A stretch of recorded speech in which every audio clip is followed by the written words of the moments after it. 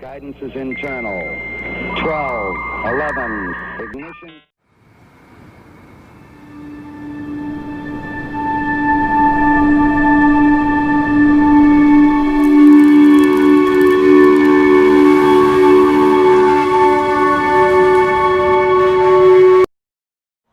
First Industrial Revolution. The first industrial revolution began in the 18th century through the use of steam power and mechanization of production. What before threads on simple spinning wheels, the mechanized version achieved 8 times the volume in the same time. The use of it for industrial purposes was the greatest breakthrough for increasing human productivity. Instead of weaving looms powered by muscle, steam engines could be used for power developments such as the steamship or the steam-powered locomotive brought about further massive changes because humans and goods could move great distances in fewer hours. First Industrial Revolution is the development of hot engines. Second Industrial Revolution.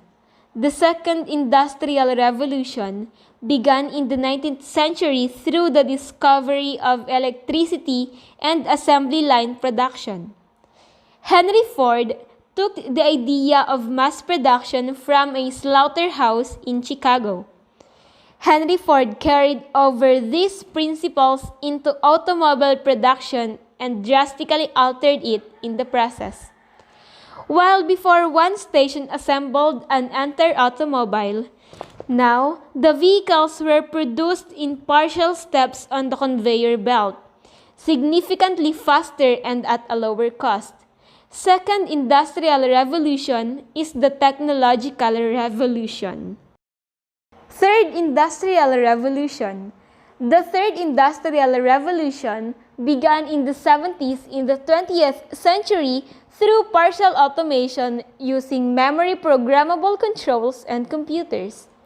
Since the introduction of these technologies, we are now able to automate an entire production process without human assistance.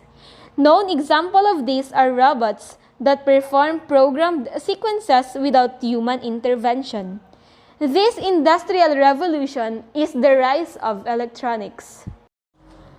Fourth Industrial Revolution is an application of information and communication technologies to industry.